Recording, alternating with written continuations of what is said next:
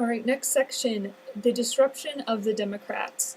So this whole section, the next couple sections are going to be talking about the election of 1860. And a lot of people at this time, and rightfully so, feel that the election of 1860 will either lead to war or lead to peace, depending on who's elected or which party gains power. And just kind of a spoiler alert, what we're going to see is we're going to see the Democrats not being able to compromise on the platform. So the Democrats are going to split, allowing the Republican Party, therefore, to win. Okay, so let's talk about this in a little bit more detail. So the Democrats meet to nominate a candidate in Charleston, South Carolina. The Northern Democrats, the Democrats in the North, put forth the candidate Stephen Douglas, who we've seen, and of course, his role in the Lincoln-Douglas debate. We've seen him with the Lecompton Constitution, that controversy as well. So the deal is the Southern Democrats don't like him. So the Southern Democrats don't like him, and then plus they're trying to argue over or try to find a compromise when it comes to their platform being their stance on the issues. And because of this, the Southern Democrats, more or less, they just leave. They leave the convention. So as a result, the Democrats don't this first time around, don't actually nominate any candidates. So they try again. So the Democrats once again meet, hopefully to find some sort of compromise. They meet in Baltimore this time. And once again, the Southerners, they left. They said, if you're not, they weren't really willing to compromise with the Northern Democrats. So the Southerners once again left. But this time, Stephen Douglas was able to get 2/3 vote, which he needed to become the official Democratic candidate in 1860. So the Northern Democrats, more or less, are bringing forth in this election Stephen Douglas. And their platform, the Northern Democrats' platform, is popular sovereignty, saying it should be the territories who get to decide if they want to be free or slave. And kind of as a nod to the Southern Democrats, they do on their platform make a stance against their hatred of the fact that the Northerners are not enforcing the fugitive slave law. But it's not enough. So what happens is the Northern Democrats, they are putting forth as their candidate Stephen Douglas, and then the Southern Democrats decide to meet on their own and to nominate their own candidate. So the Southern Democrats, they hold a convention, and they actually select the Vice President John Breckinridge as their candidate. Okay, and then so the Southern Democrats' platform is then they want the expansion of slavery into the territories. They want to allow Cuba to become part of the United States, and extension of slavery, more or less. So we have the Northern Democrats, they're nominating Stephen Douglas with the platform of popular sovereignty. We have the Southern Democrats then nominating their own candidate, Vice President John Breckinridge, with the platform of the expansion of slavery. So we get another party during this election, another third party shows up, and that third party is called the Constitutional Union Party. And what they're made up of moderate Whigs, some people from the Know Nothing Party, and really this Constitutional Union Party, their goal is to save the Union, because they know that if the Republicans get nominated, that most likely the South will start leaving the Union. So kind of in a frantic attempt to come up with a compromise candidate between the Republicans and between the Democrats, the Constitutional Union Party meet in Baltimore, and they put forth the candidate of the name of John Bell. And really their stance is one of compromise. They just want to see the Union preserved. So kind of this group of frantic Unionists, you can say, get together, and they put forth kind of this third-party compromise candidate whose name is John Bell. All right, next section.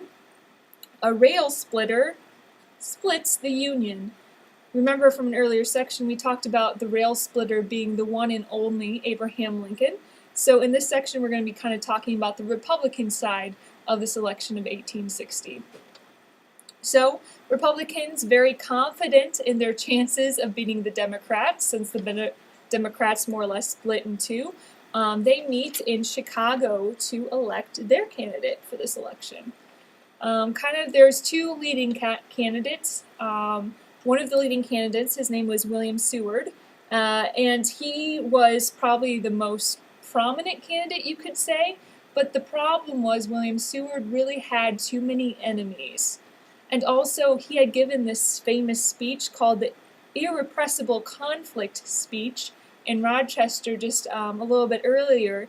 And in this speech, he was kind of hinting at the fact that he thought personally the Civil War was inevitable, that it was probably going to happen, regardless of this election, regardless of anything. He thought that there was going to have to be a war. And because he hinted about this in the speech, and because he already had a lot of enemies, the Republicans decide not to nominate him. Instead, they decide to nominate Abraham Lincoln, of course, from the Lincoln-Douglas debate fame. And Lincoln, he had less enemies in general, just because he hadn't been a politician as long. But yeah, their platform then, the Republican platform, had a lot of kind of points to it. I'll just kind of go through those. Okay, Free Soilers, the people who wanted to see slavery not expand into the territories for economic reasons. The Free Soilers really liked the Republican platform because, one, the platform said no expansion of slavery in the territories. And also they were very much pro having these free homesteads. Remember we talked about homestead being 160 acres that you would get for free if you lived on the land for like 5 years and improved it. So because the Republicans were pro free homesteads and pro no expansion of slavery into the territories, the Free Soilers were really behind the Republicans. The northern manufacturers also liked the Republicans because the Republicans put forth the idea of having a high protective tariff, which of course is always good for made in the USA manufacturing goods. Also, the West liked, or should I say the Northwest, really liked the Republican platform as well, because the Republican platform talked about making or creating internal improvements like bridges, roads, that sort of thing, on the federal dime, or using national federal money to make improvements. And the West was always looking for some more money to help build roads, railroads, canals, that sort of thing.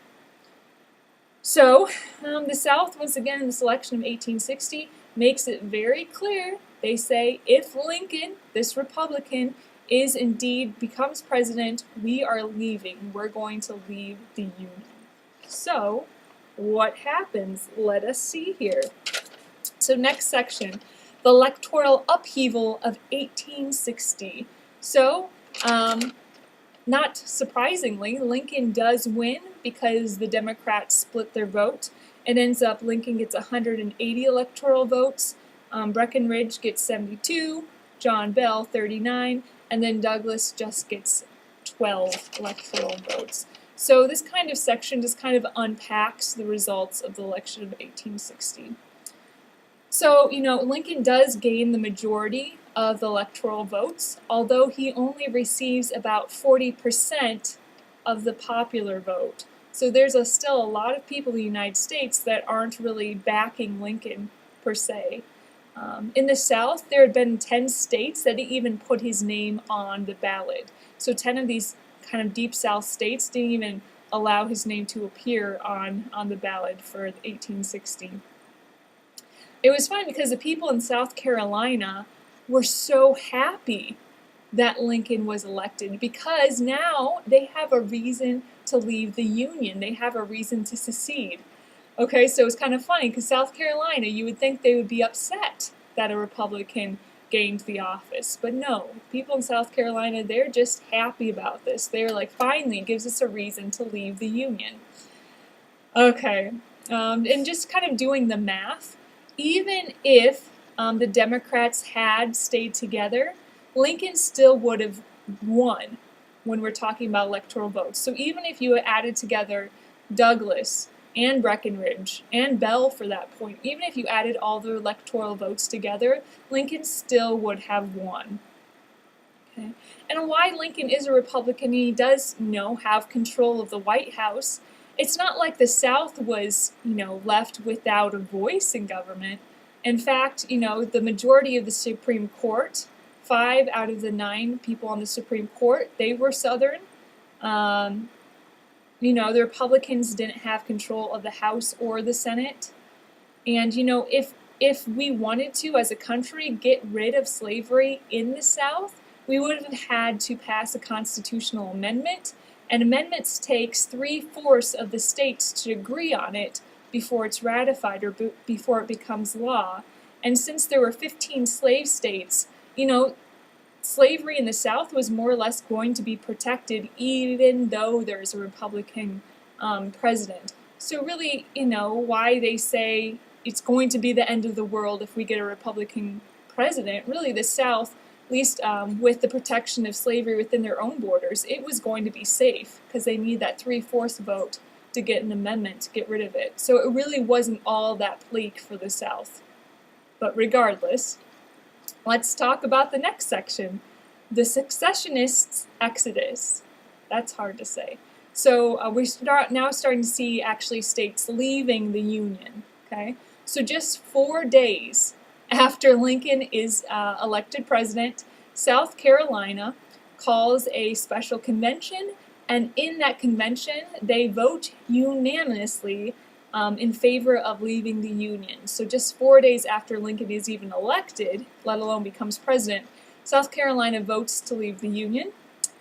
Within the next 6 weeks, or about 2 months there, 6 other of these kind of deep South states also leave the Union, or vote to leave the Union. Those are Alabama, Mississippi, Florida, Georgia, Louisiana, Texas. And then later on, there will be 4 more states that join the South. So we'll see actually, when all is said and done, there's going to be 11 states that actually secede or leave the Union. Okay, so these states then, they meet in February of 61. Still, Abraham Lincoln, he was elected, he wasn't president yet. So even by February, these southern states are meeting together to actually form their own government. All right, so this government they form, this country you could say that they form, is called the Confederate States of America. So during the Civil War, we'll talk about the Union, and that's kind of the North, and then the Confederacy, which is the South. And Confederacy, of course, comes from the name of their country. They call it the Confederate States of America. They elect a president. His name is Jefferson Davis. He was a senator from Mississippi. He had been a West Point grad, West Point being a huge military school back in the day, and also been a member of the cabinet. So he definitely has some leadership experience. Okay, and something kind of to remember, back in the day, you were elected president in November, but you didn't actually become president till 4 months later, until March. So, at this time, Lincoln wasn't president. So between November of 60 and March of 61, President Buchanan is still in office, okay? He's called the lame duck president, kind of someone whose power is kind of, on the way out. But anyway, nonetheless, his actions are really important. What is he going to do about having all of these states leave the Union? This kind of decision falls into Buchanan's lap, not Lincoln, because Lincoln's not president yet. Okay. So really, the thing is, Buchanan really doesn't do much. He lets the states leave, okay? He's, for one thing, he's surrounded by a lot of pro-Southerner advisors, but for another thing, Buchanan, while he didn't believe it was constitutional for these states to be leaving or for these states to be seceding, he didn't think that was constitutional. He also didn't think he had any power as the president to prevent them from leaving, or at least to, by force, prevent them from leaving. So Buchanan was kind of stuck, at least in his own mind, with the Constitution, one, thinking that it was unconstitutional for the states to leave, but two, to think it was also unconstitutional for him to prevent these states from leaving by force. So really, Buchanan just kind of sits there and watches this all happen. And also during this time, remember, South Carolina, this is the second time they had tried to leave the Union.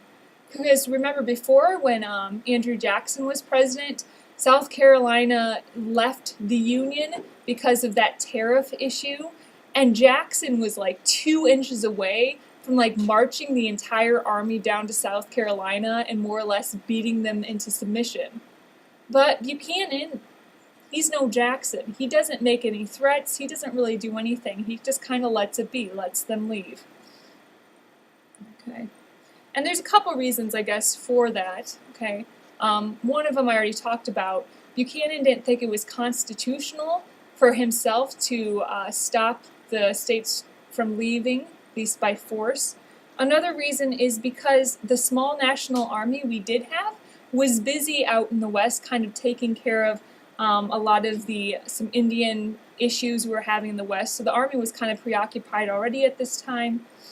And another reason is some Northerners really wanting a peaceful compromise thought that if we were to show force, if we were to kind of be heavy-handed, being aggressive, making these states stay in the Union, that we would kind of seal the deal, that we would kind of prevent any peaceful compromise that might happen or might have hope of happening. So there's some reasons, some good reasons why Buchanan didn't decide to use force. But then again, there's always the question, well, what if he showed some force? Would that have prevented the war? We don't know. All right. Next section, the collapse of compromise. Okay. So obviously, once these states, after the 1860 election goes down, Republican candidate Abraham Lincoln is nominated. The South starts leaving slowly but surely. So there's a lot of kind of frantic attempts to find some sort of compromise in order to save the Union. And the most famous, you could say, of these attempts at compromise were something called the Crittenden Amendments. Crittenden Amendments. Okay, these are amendments to the Constitution proposed by John Crittenden of Kentucky. And he really wanted to appease the South, or really kind of, like I say, make some compromises to kind of draw the South back to the Union.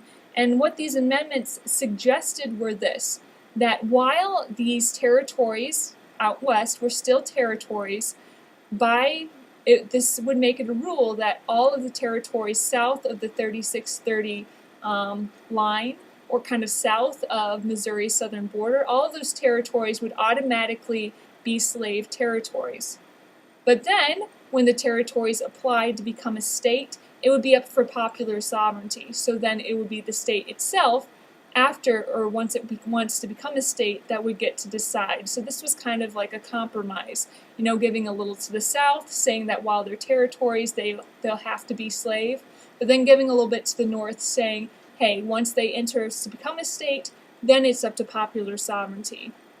The thing is, Lincoln really didn't back these compromises because Lincoln, he was just elected on a platform of free soil or of not expanding slavery into the territories. So Lincoln, he was like, no, I'm not going to back these compromises by any means.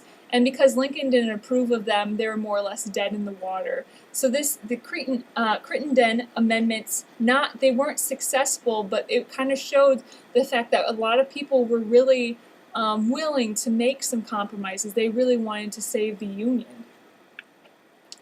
Okay. And like I said, this section kind of just restates what we're talking about with Buchanan. Buchanan, the sitting president, has 4 months before Lincoln becomes president, and he was really stuck between a rock and a hard spot. What really could he have done? He was really criticized for doing nothing, but really, what could he have done? If he had used force to stop South Carolina from leaving, the North might have been worse off. For the first thing is we probably would have gotten the Civil War started about 3 months earlier. And for a second thing, had the North been very aggressive with South Carolina, it would really kind of show us as a bully, really showing us kind of using, if we used force, it would be we're seen as an aggressor. And a lot of states that are kind of border states are not sure if they're going to stay in the Union or join the Confederacy. A lot of those states that ended up staying in the Union might have been persuaded to go with the South had the North been very aggressive with South Carolina. So really, it was a hard situation for anyone to be in. All right, next section, farewell to the Union. So this question is kind of asking the question and answering the question of why did the South leave? Okay.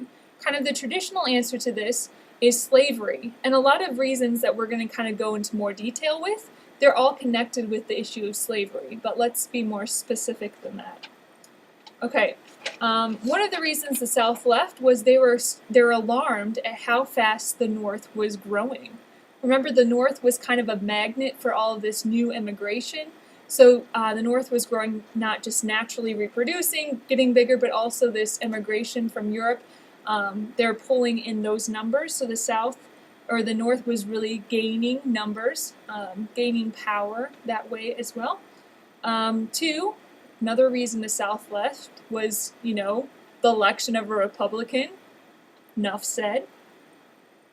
Another reason the South left is they were more or less just sick and tired of being continually nagged at and criticized by free soilers and by abolitionists. Anything from John Brown's raid at Harper's Ferry to, the Underground Railroad, to all of these pamphlets the North was sending down south. The South was just over it. The South wanted to be left alone. And not all Southerners were looking for a war. Like I said, they just wanted to be left alone. Some Southerners thought that there wouldn't be a war. They thought that they could just leave and be kind of at peace. They thought the North would just let them peacefully leave and call it a day. Especially because, they were so tied economically, right? So the North really depended on the South for cotton, for their, textile manufacturing. The North also depended on the South as kind of a market to sell their manufactured goods. And Northern bankers had a lot of money loaned out to Southerners, which they would probably lose if they went to war. So just because the South was leaving doesn't mean that they were looking for a war by any means. And another reason the South left, they were just sick of making all these compromises. They were sick of kind of fighting over the level of the tariff.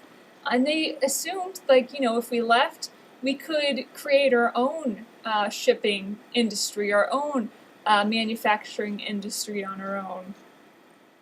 And then kind of the last point here is the South really kind of saw themselves as kind of a country within a country. They really hearkened back to the American Revolution. They felt that, King George III was a lot like Abraham Lincoln, this bully. They saw their George Washington as Jefferson Davis. They really kind of held tight to the principles of self-determination that were in the Declaration of Independence. The idea that they should govern themselves as they see fit. So the South really kind of saw this as a second revolution. They really believed in their cause. They really thought that they ought to have the rights to be governed the way they want. And so this whole idea really also kind of, is another reason why the South decided to leave. All right, so that's kind of the end of this chapter, but we'll be spending the next two chapters actually kind of focusing in on the war itself.